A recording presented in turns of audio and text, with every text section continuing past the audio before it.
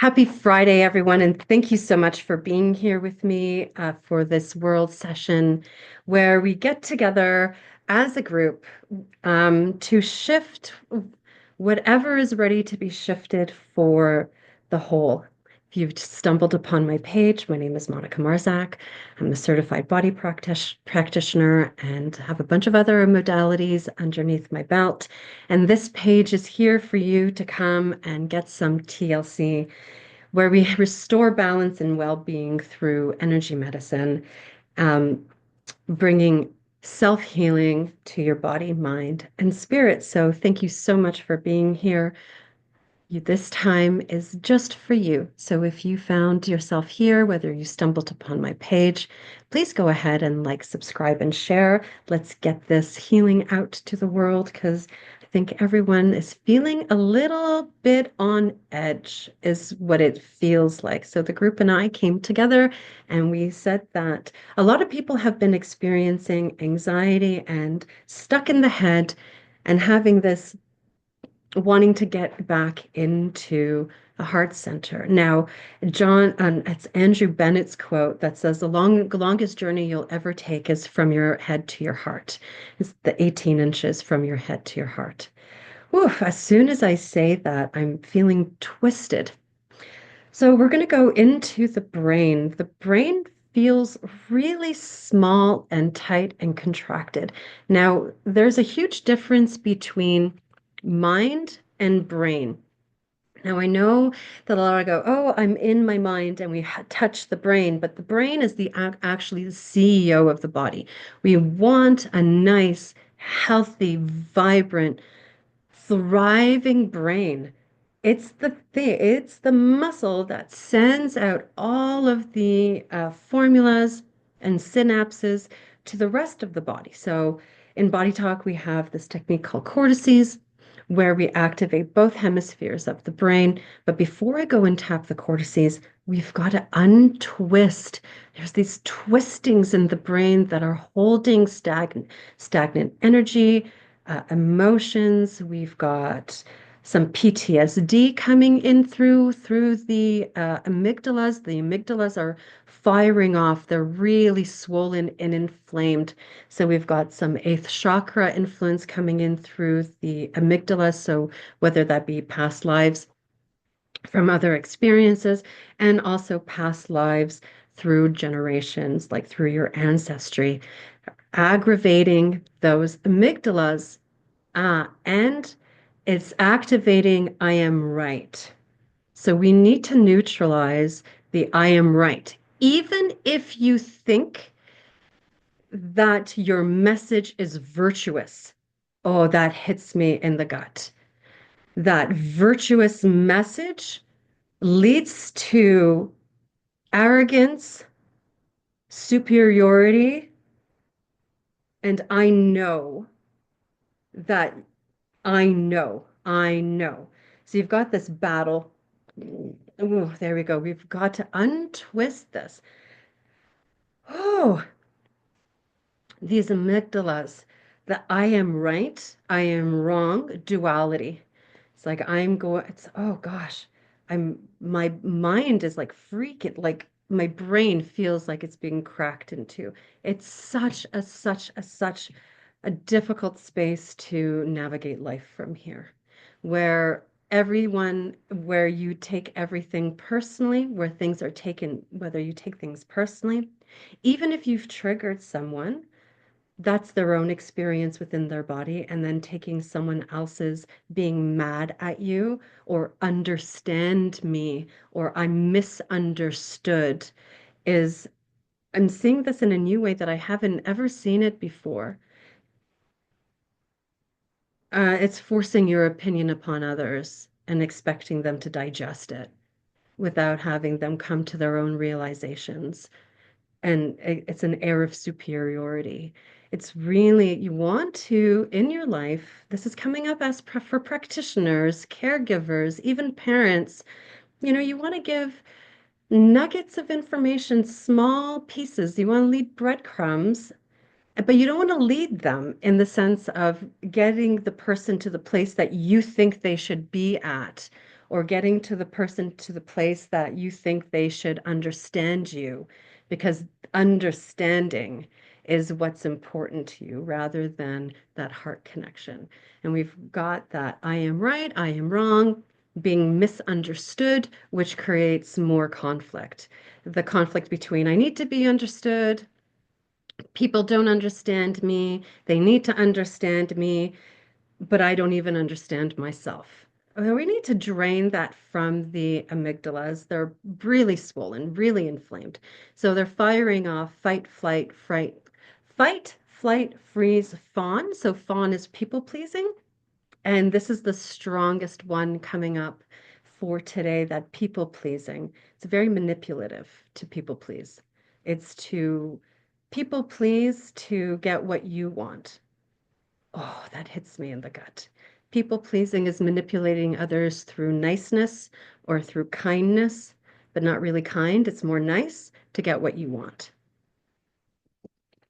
All right, so we're going to run a CDRI to the amygdala complex, linking that to the adrenals and the kidneys.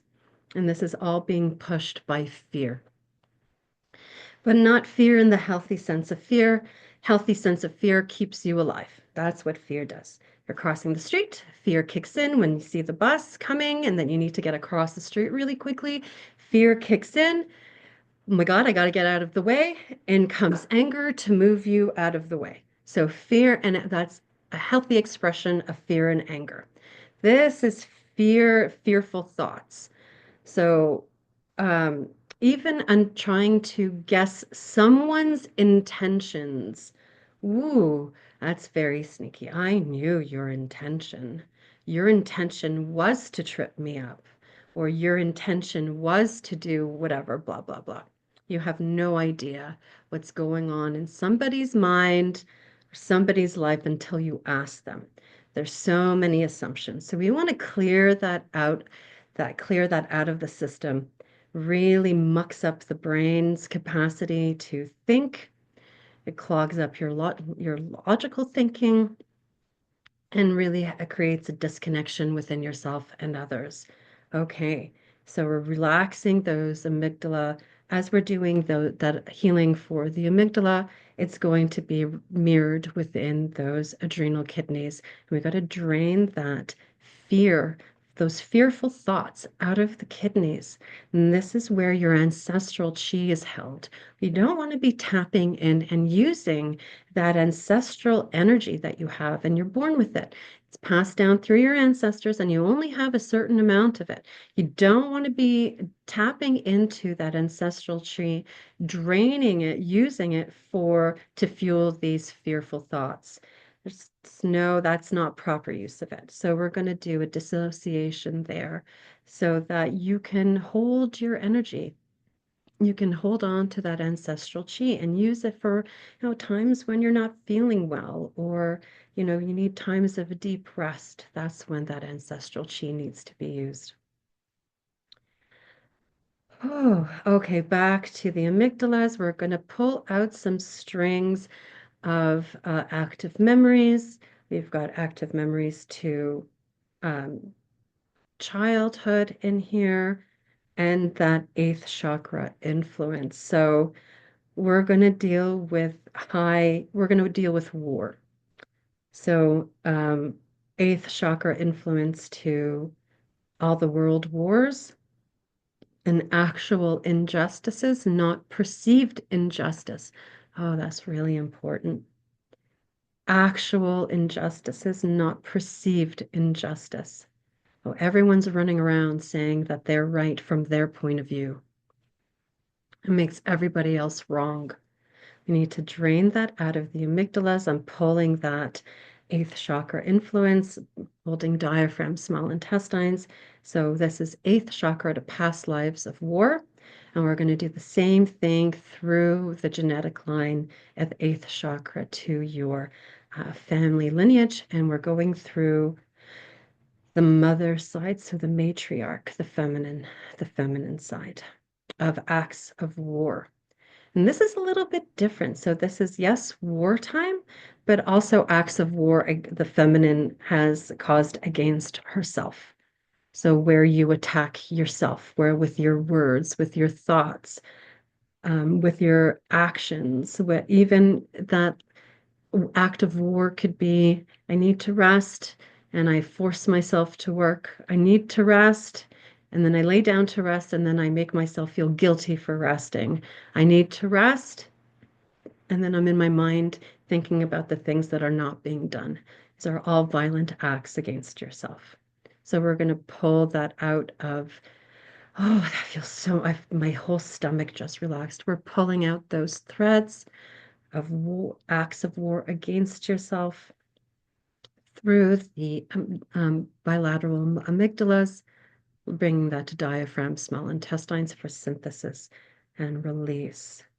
All right. Now we need to go into the corpus callosum. The brain feels really tight, bound by anxiety. So anxiety in this case is thoughts, fears about the future, constantly thinking about instability, constantly thinking about how terrible things are, how uncertain things are, and then wanting certainty. And then wanting certainty. So that's creating more anxiety, more anxious thinking, and it perpetuates through the sense of the eyes, through that occipital nerve, seeing instability, seeing uncertainty, and then going, see, there's my proof. They're against me. She's against me. This group of people are against me. I am right. There's my proof. So we need to drain that out of the corpus callosum. We need to soften it, soft, flexible. So have flexibility of thought, flexibility of thinking, clear, rational thinking, where you're not leading your life by assuming, really bringing it down to the gut so intuition can rise. And that leads your choices through intuition, not through the harshness of your mind, of right, wrong, labeling yourself and labeling others. If, someone doesn't understand something, you say, see, I'm misunderstood. See, they don't understand me.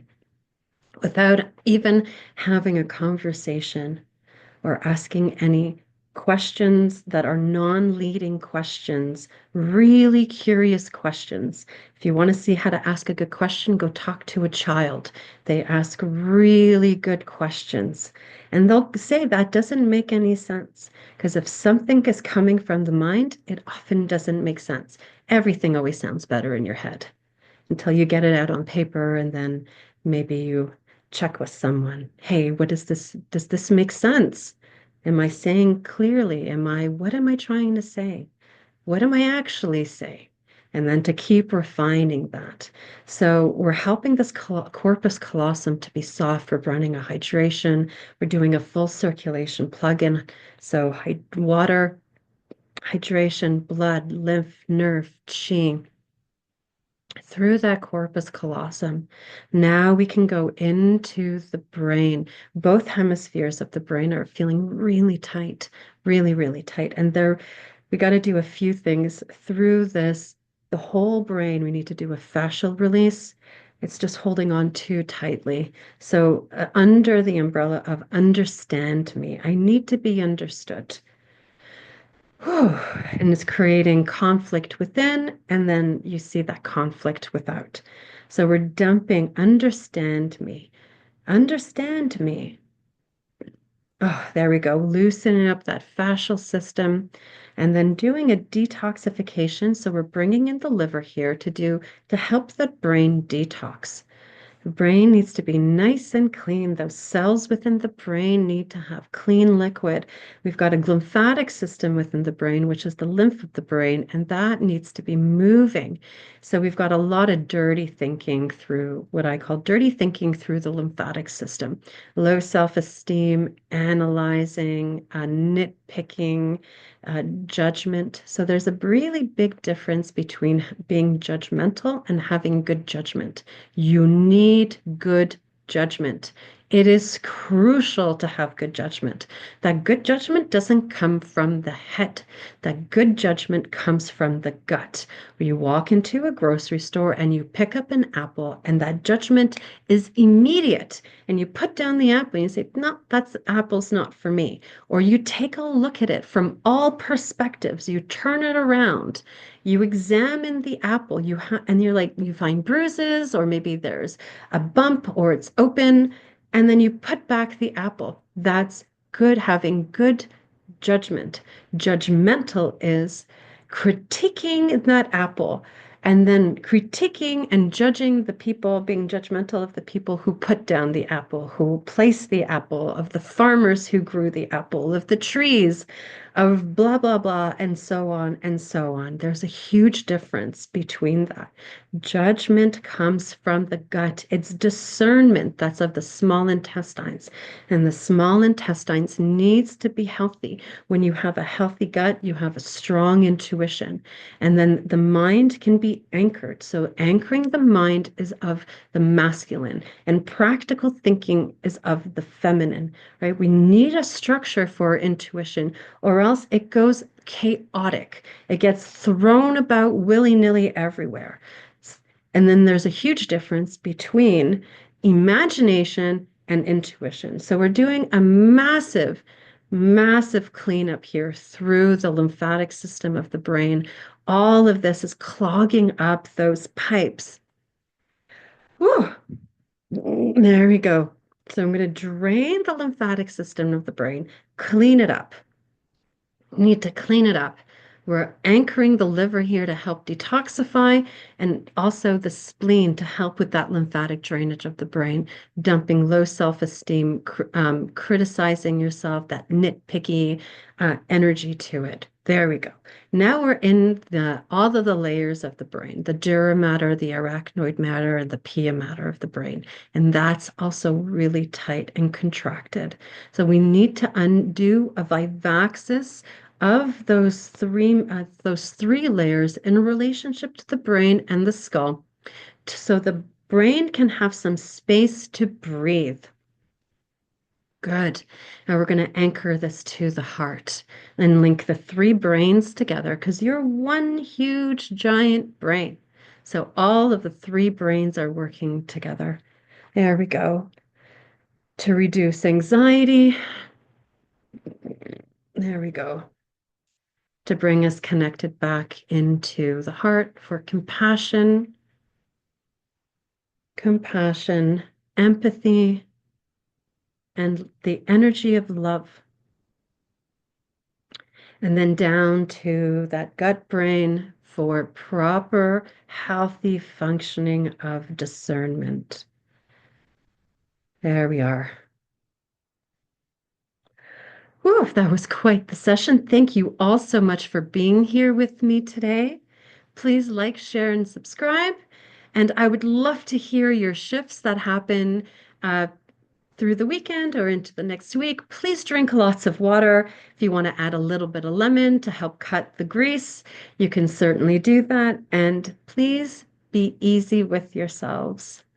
Thank you all. See you next time.